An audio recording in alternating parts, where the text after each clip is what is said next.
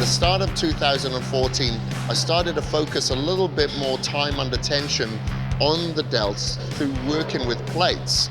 And I'm going to show you how I use these plates to my advantage so you can apply these to your advantage as well. If your delts are a weakness or it's something that you find that it's hard to get a mind-muscle connection, believe me, when you try this workout that I'm about to put you through, I guarantee you'll get a much better connection and more load and stress placed upon the delts than you would normally with dumbbells by using these plates.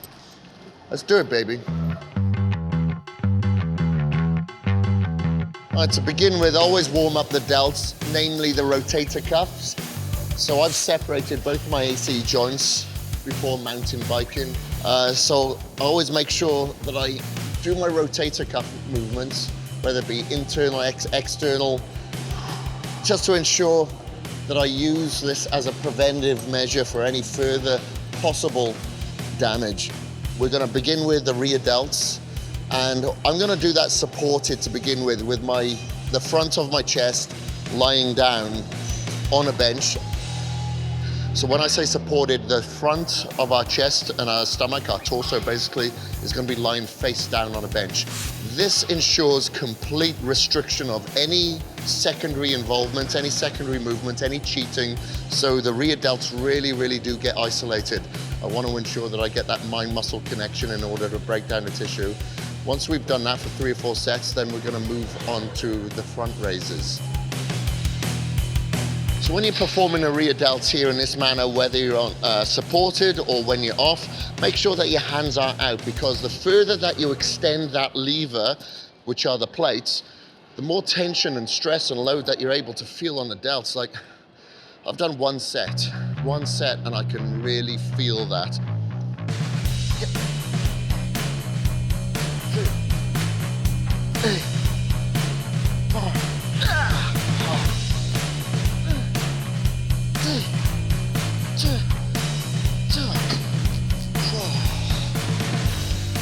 Oh man, that felt so good.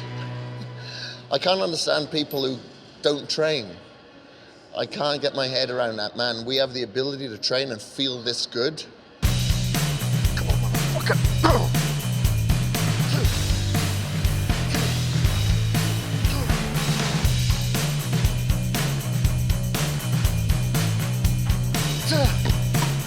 Oh man, failure's starting to set in now. All right, I'm gonna do a 4th set. Feels too good to stop at 3.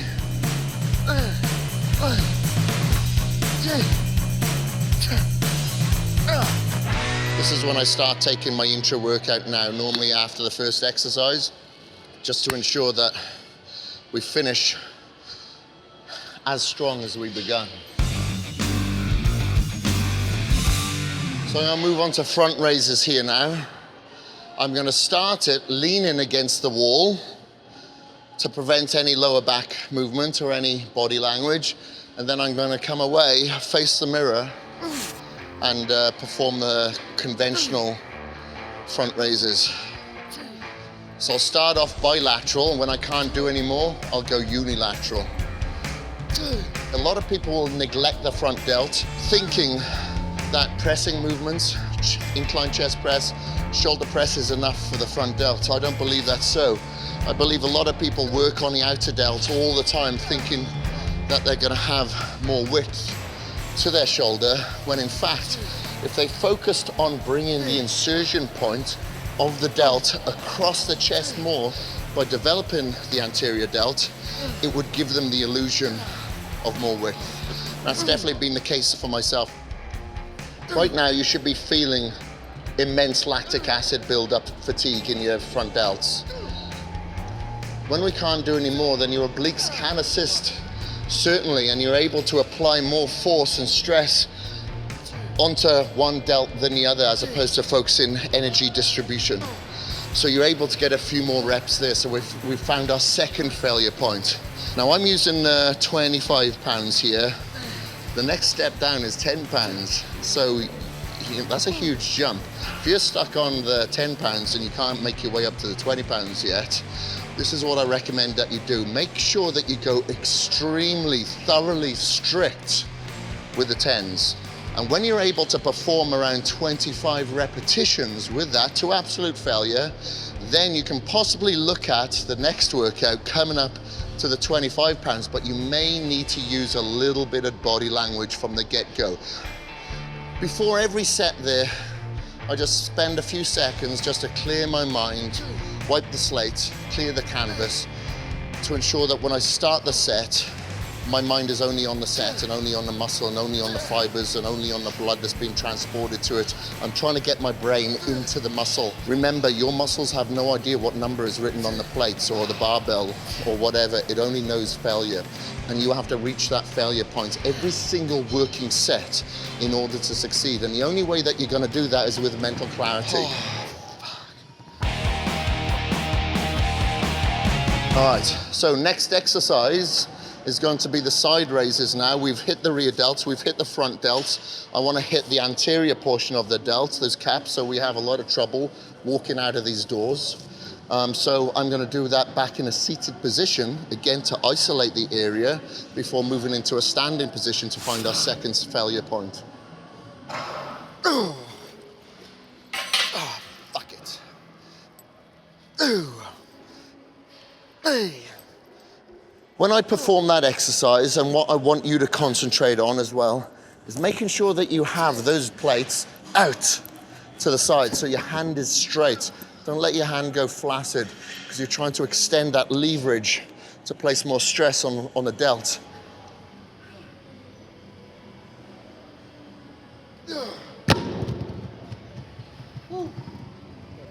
Right, set 2, baby.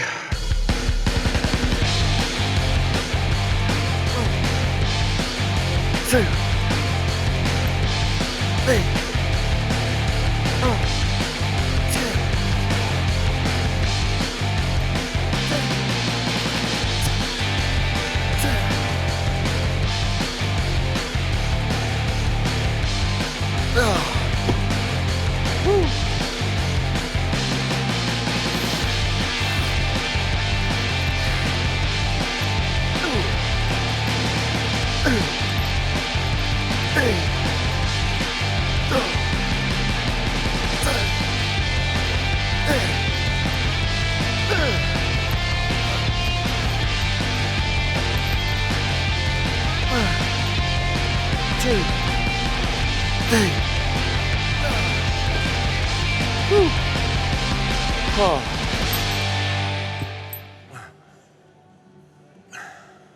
So we've completed 3 sets on the side delts. I feel like that's enough for me. If you feel that you've got more in you and you feel like you haven't stimulated or annihilated the side delts, do another set. But if you're doing it correctly, I think that should be enough.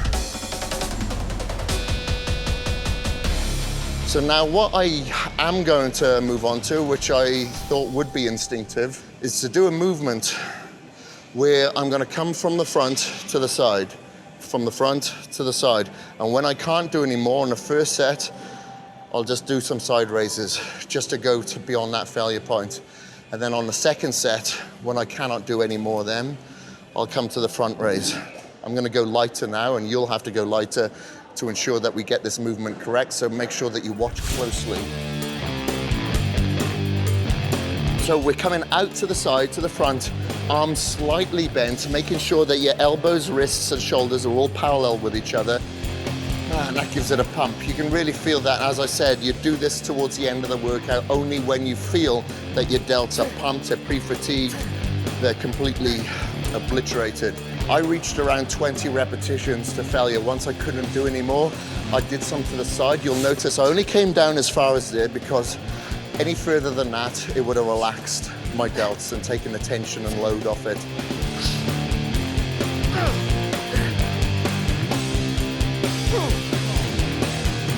I am completely pre-fatigued, which is perfect timing to put in a compound movement because we don't have to go as heavy now.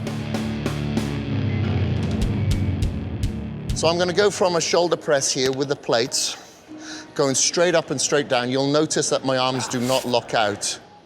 1, 2, 3, 4, 5, 6, 7, 8, 9,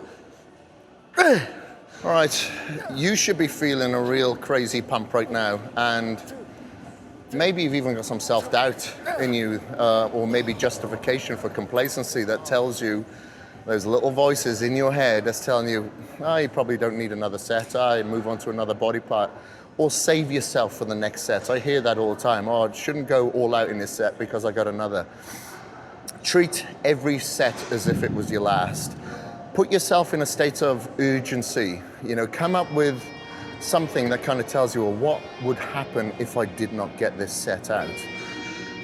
You'll be surprised of how that filters off into other areas of life. If you're as disciplined as you can possibly be and you can get through the gnarly sets and the reps and the pain in here, man, outside in the real world is a walk in the park, man. And when you put yourself through that, you psychologically prepare yourself. I can't even begin to explain how good it feels after. It feels really, really good. Okay, workout is completed. You should always take a very, very fast protein straight after your workout to take advantage of the anabolic window. To have something along the lines of a casein or a concentrate or a blend just does not make any sense. This is the worst bit after leg day. I did legs 2 days ago. Stepping into this bad boy sucks. Well, I hope you guys learned something today, from the shoulder workout, a little bit about me. And I'm only as good as you tell me, and I always say the stupid question is the one that isn't asked. So if you've got any questions, or you want to comment, or you want to see more videos like this, go below and comment, give me some feedback. As you guys know, if you want more content like this, keep coming back to bodybuilding.com. So anyway, I'm gonna put some tunes on now. Screw you guys, I'm done talking. I want to listen to my new stereo here. You've had enough from me. Time for me now.